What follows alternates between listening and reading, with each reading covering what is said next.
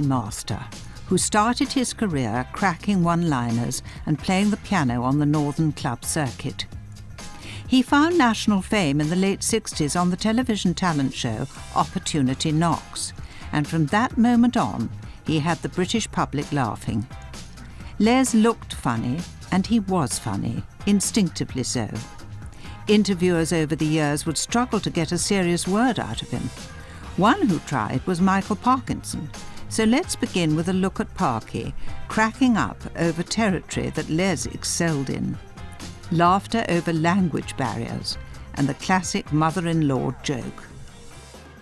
You've done some work recently in Germany, haven't you? Oh. Did you have to learn German for it, or? Yeah, I tried. You tried? Yeah. But how do you get the gags over it? Well, this was the difficult part of it, because when we got there, the fortnight before the show was actually due to go, two of us went to try and suss the scene out to see what they wanted. And the German mentality is something I'd never previously come across, because it's all, you know, faces really like flint, really, no, really hard, unyielding. So they had a girl there with braided hair, you know, who looked a bit like Danny LaRue, awful. And she sat there and she said, "You tell me what you are going to do, which is funny, and I will tell all my colleagues around the table." So in this atmosphere, I said, well, the first thing we'd like to do is there is a man sweeping the street. She said, a man in Straßen fighting with the broom and... Yo. I said, he looks one way, and this is what broke me. She said, man who looks einfach.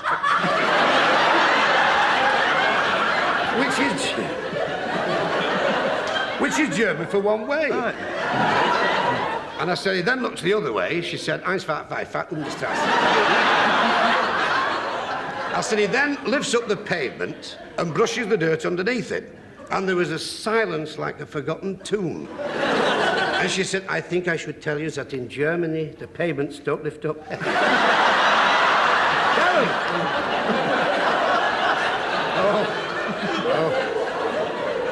Frightening, really was frightening. How did you survive it? Only just? Yeah, we got through, actually. In fact, considered a mountainous area. They call me that, you know, they're named after a mountain flower over there, the Adelswein. No, it went quite well, but they put a top course on the Berlin Wall after that. It really was frightening, it really was. Yeah. Because I mean, to tell a joke about the mother-in-law's brassiere, but I do a joke, you know, I say, I'm not saying she's a big woman, but she hangs a brassiere up to dry, a camel makes love to it.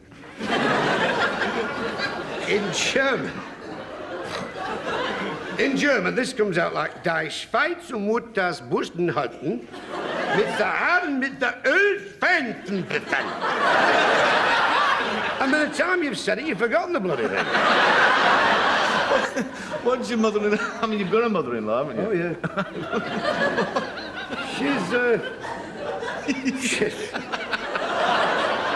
She's very nice, actually. She's very nice. She's got a face like a bag of spanners. Oh, she once went for a swim in Loch Ness and the monster got up and picked it in the lake.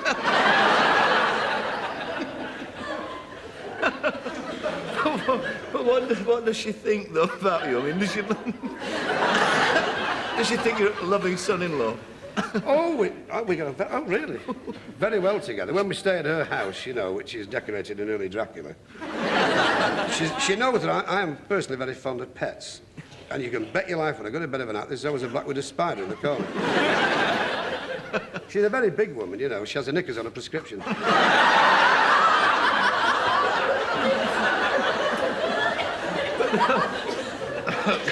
Be serious. It's daft. It is daft. It's lovely. That was old. Who was that? That was old Norman. Evans. Norman Evans. You see, one of the beautiful things about on the last series we introduced these two old women in a laundrette, but it is something peculiar to Lancashire, the fact that when two women talk, particularly that age group, if there's anything at all which they consider risque or something comparable to the female body, they never finish the sentence. This is perfectly true. So you'll get it. So, how's things? I believe she's near a time. Oh, yeah. I believe she had a... And they never finished the sentence. It was really most peculiar, you know, and they used to get things mixed up. I may quote one thing that Peter Maloney from Liverpool. Oh, he's a funny man. Very true. about the woman in hospital, and this chap said, how are you? She said, I've been very ill, you know. She said, oh, it's my time of life, I don't know.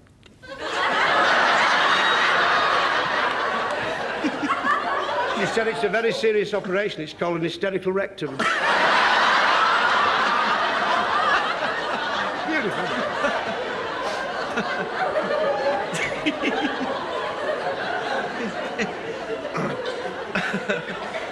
It does you good to have a laugh.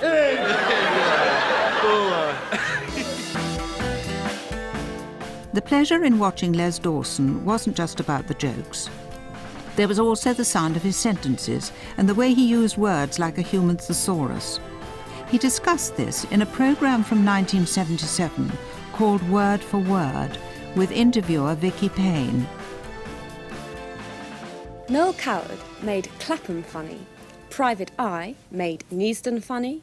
King George VI made Bognor funny. But could anyone raise a laugh by saying London? And if not, why not? Les Dawson has some theories. Les Dawson, do you indeed have theories? Why do we perhaps laugh at words or place names like Neasden or Dollis Hill? I think it's the softness of the word in question. London has a very soft word. It's a very soft sound, therefore it's more of a tenderness almost. There's a fondness about saying London or Landon.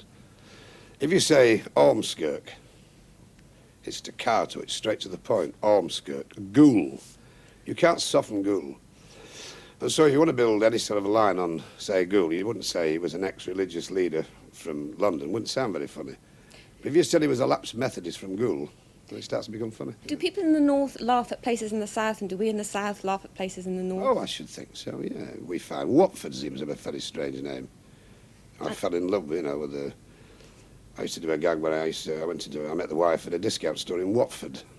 I went in for a lampshade. And I said, what do you take off for cash? She said, everything but my earrings. What about individual words? What about individual words as opposed to place names? Can individual words be intrinsically funny on their own? Oh, yeah. For instance, a marvellous description of a dirty pond. So I threw the stick into the depths and the smell that emerged was positively mauve. And it sums it all up.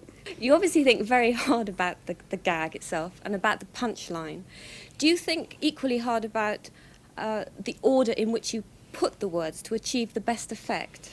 Oh, yes, this can happen. I used to do a gag in the act, which never got a laugh. I forget how I used to word it properly now, but I used to say, I wouldn't say my father was lazy, but during the Hunger March from Jarrow in the 30s, he was the only one singing. Now, the way I used to put it before, he used to sing when he was unemployed, so I just switched the thing around and got more of a laugh. And by the same token, do we laugh at the same words in the south as Oh, in the yes. north? Oh, you are studying more, you know, you're getting educated down here, it's quite true. Oh, thank you very much. Oh, yeah. you are, definitely. It's on the increase. So you wouldn't alter your act according to whether you were playing in the No, north or I the die south? in the north and the south equally as well as the other. Makes no difference to me. Going back to names, we mentioned place names. Do you think individual Christian names are funny, or surnames, or names together? Well, yes, I think, you know, you can say, for instance, that our love affair was born on the shores of Geneva as the sunlight dappled the waters into fragmentations of patterns, and I turned to Miriam, and, you know, I think the word Miriam after this build-up, probably some very nice Miriams in Ealing. I wouldn't know. But I think that sort of thing, yeah. They're not meant to be terribly funny, it's the connotation you put them in, or the situation you put them in. Les Dawson, thank you very much indeed for Will you coming. send the check on? I'll send That's the check a very on. funny word, Lucy. For coming on to us. Thank you It's been a very pleasure much. to be in this cupboard. By the mid-80s, Dawson was well established as one of the nation's favourite entertainers, which made him the perfect guest for Roy Plumley's television version of Desert Island Discs, called Favourite Things. And here he is discussing the origins of his routine and his love of writing. Where did you spend your childhood, Les? Where do you come from? Originally Manchester. Yes, it was a hard childhood in many ways. Mainly because, although it's difficult for you now, looking at this somewhat magnificent profile, but oddly enough, I was an incredibly ugly baby. In fact, I was so ugly I had to give the midwife gas in there before she delivered me. I know Mother used to look at me often in the cot. And she'd say to my father, I don't know what to make of him. And my father used to say, have you thought of a rug? But basically, we were a poor but poverty-stricken family. Yeah. You had an ambition to write. Yeah. What did you want to write? Essays. Why essays, Les? I don't know. I like words.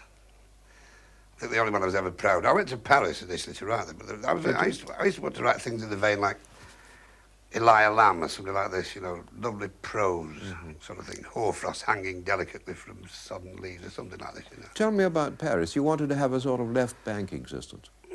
Well, I thought Paris was the place to gravitate to. I mean, it's not really. If you're going to write a novel, you should do it in Bradford.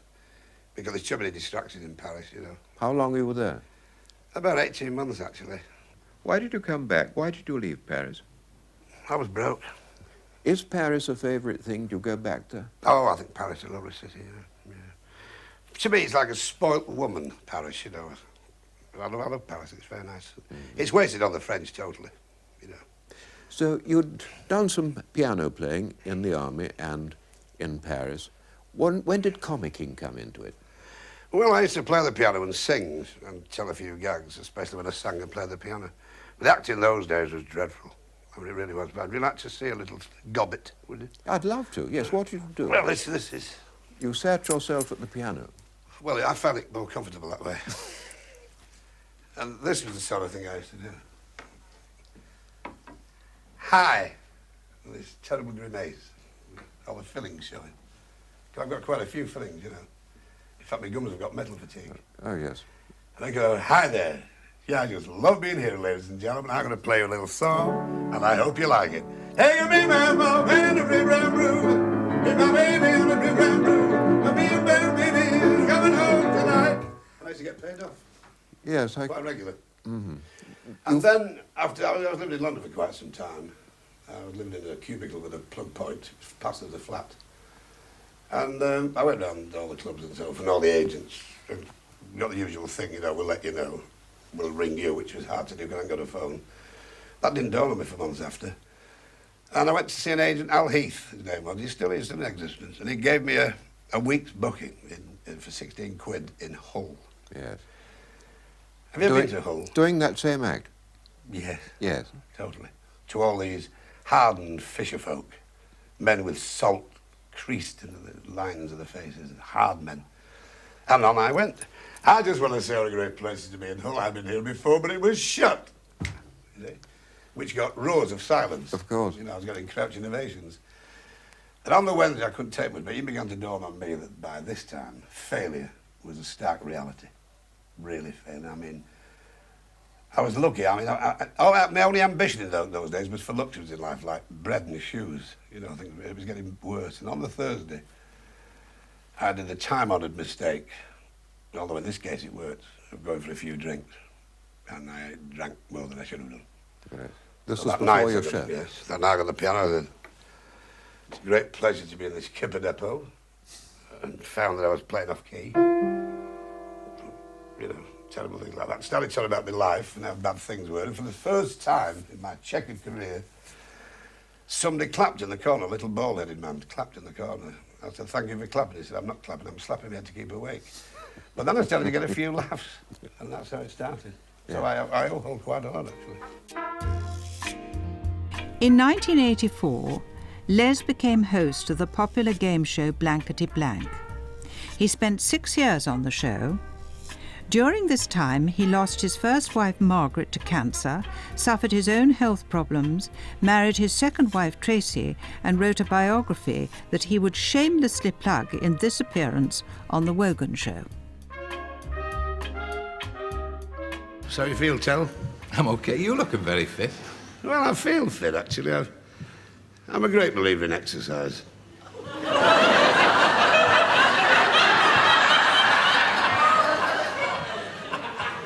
Can't be bad, the band laughed. If you excuse the phrase band. Yeah. No, Don't start them off. Don't. I've had to put up with them for 6 weeks. Listen, it's not... I don't know what people think of the audience, but everybody just leaps up and down today. That's the thing, to be fit. Mm. But take the turtle. In the South Sea, there are turtles that live to 200 years of age. What does a turtle do? It crawls. Doesn't it? Yeah. And it does nothing else. Now, that's exercise. No. Please. I believe in every morning. I wake up, I go 1, 2, 3, up 1, 2, 3, down 1, 2, 3, then the other eyelid. Fit as a fiddle and every artery's as solid as a rock. There's too much rubbish talked about exercise. Sloth is the key to life. Doing nothing, as I've written in the book. Giving things up. Yeah, seriously. But don't you even take a little gentle exercise? I mean, you potter about in the garden. Well, there's nothing wrong with... What's wrong with pot? Well, no, gardening's bad for you. Is it? Oh, yes. The only way to get over gardening is, particularly for a married man, because women are obsessed with the idea that a man should be doing something. Wives don't like somebody who sits there. Yeah. There's something wrong. Yeah. You see? Yeah. So what you do is you buy a small plant and you put it in the garden and you deliberately pull the leaves off so the thing looks as though it's dying. She comes out and says,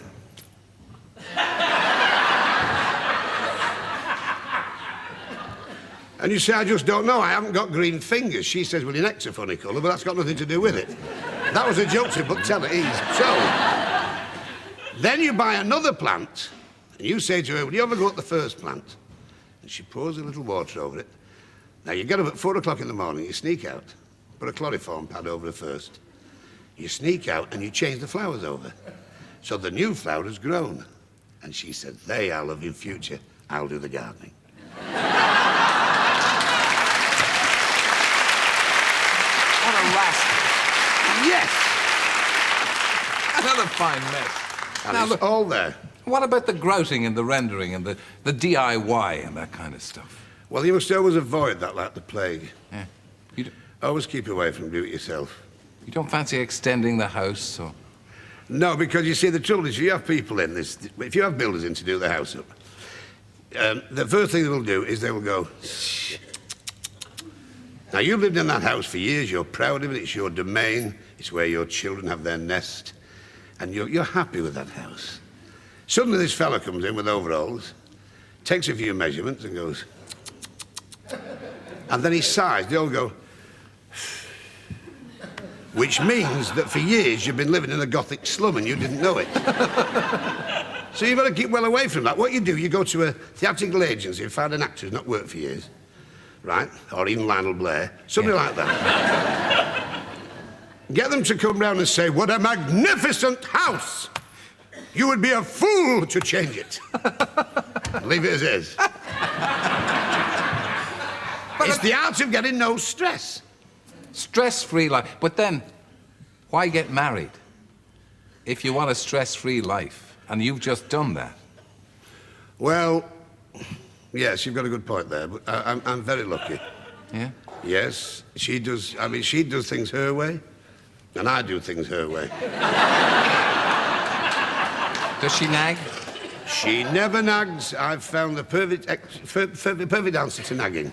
It's called half a brick. No, she doesn't nag at all. We get guidance.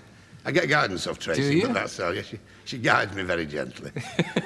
No, there's no stress at all. It's, I'm so happy. It's just lovely to be on the show. It's like being on the Titanic, being on this show. Such a quality act. What? I never knew you had an audience, and I was right. Now listen. Doesn't she take you shopping? You go shopping with her now. Come on, don't tell me you get out of that. Well, that's quite easy shopping. That's very easy to avoid that. Yeah? You see, the trouble with women is economically, and I've said this many times, and I'll say it again. Thank goodness. They're tremendous economists. You see, now, I'm very lucky with Tracy. Not many men in the audience tonight can say the same thing. She saves me every time she goes shopping. Like the other week, she went to Harrods, and she came back, and she'd saved me £80. That's terrific. It only cost me 200. No. But she'd saved me 80. You see, so I'm lucky. Yeah, I'm lucky. And you believe in letting it all hang out, don't you? You've always been one of those. Well, I was no, saying the that police are getting very interested in that. Sorry? We're just saying that you're known in the business as the stud, apart from anything else. And you do, you Really? you haven't restricted your... You haven't restricted...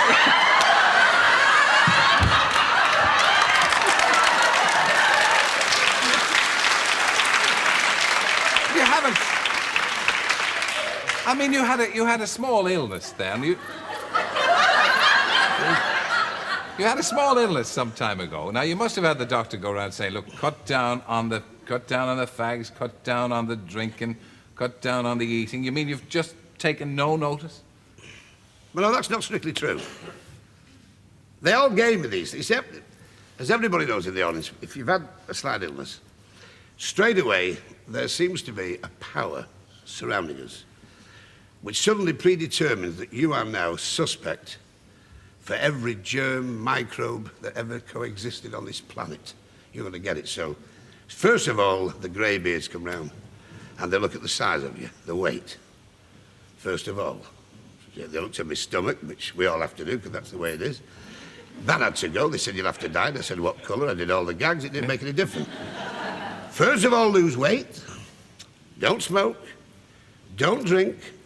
And breathing can be difficult because there's toxic fumes in the air. So what do you do, Terry? I don't know. You come on this show. No. All you can do is do what you think is right, so I didn't do anything. I've given up the fags. I smoke cigars now. Didn't you have some technique with the doctor of the suits? Oh, yeah. No, I put this in the book, and I hope you don't mind me plugging the book. No. The idea is, and this is a worthwhile tip, appearances matter to everybody. So you buy a suit that's slightly too small, and they go, you are a mess. You look like a frankfurter about to burst. Right? Now, your other suit that you buy fits, but it's just a bit too big. Now the doctor says, you've listened. You've been on the F plan, you've listened, you've spent your time in the loo, you've listened. You've got rid of all that toxic waste, you are now a person, you're going thin, and to be thin today means to be healthy. And you feel great because he doesn't know that the suit's a bit bigger. Now, the third suit's got to be enormous. And preferably with a hat that's too big. Now when you go to see him, he says, my God, you've gone too far. Get some steak and chips down you straight away, and you're back to square one.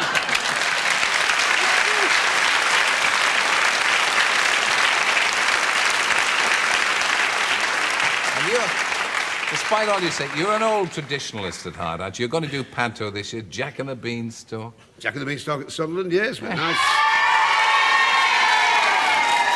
I am Gannell, they'll be great, we're great.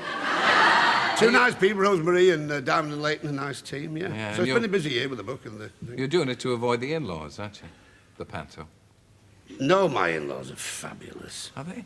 Oh, you're joking, yeah. I'm a bit... Well, you've got a nice show going for it, I don't know why she did. The wife's mother went to Sydney last week to see her sister who works over there as a bricklayer and that. Apparently they went swimming off Bondi Beach and the wife's mother was attacked by a great white shark. Yeah, they pulled her out all night. They worked in the hospital, but it was too late. The shark died.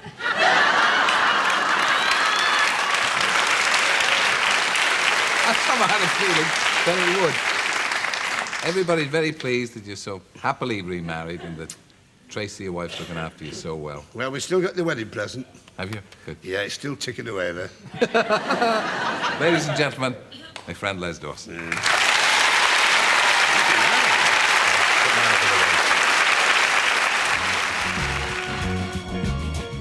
4 years after that appearance, in 1993, Les died of a sudden heart attack.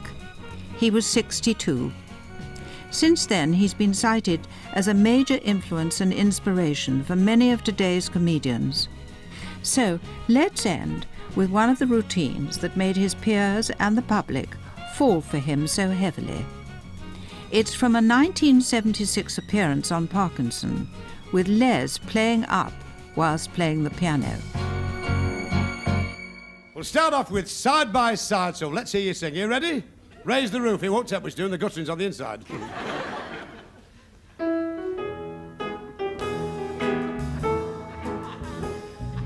Now, wait a minute. This sounds like an asthma clinic. Try it again. You haven't paid. Go on.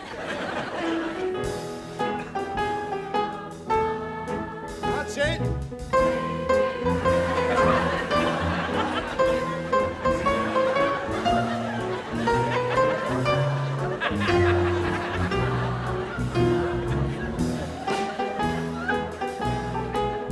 Oh, come on, come on.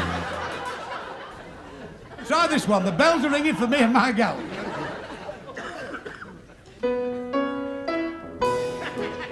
That's it.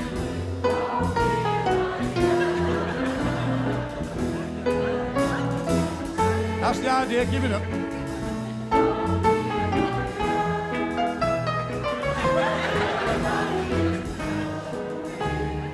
It just flows.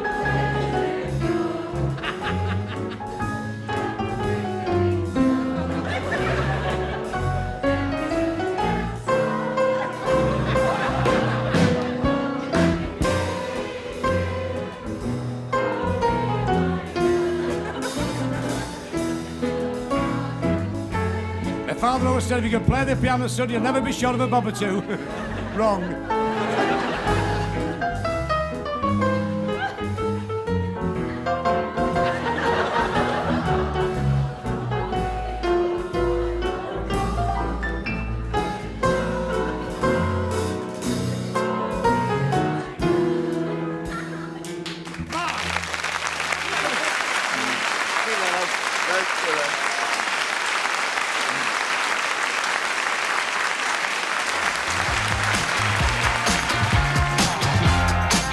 His fingers at the keys and the audience in the palm of his hand.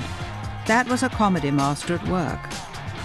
No wonder that Les Dawson is known as one of Britain's best ever, best loved funny men.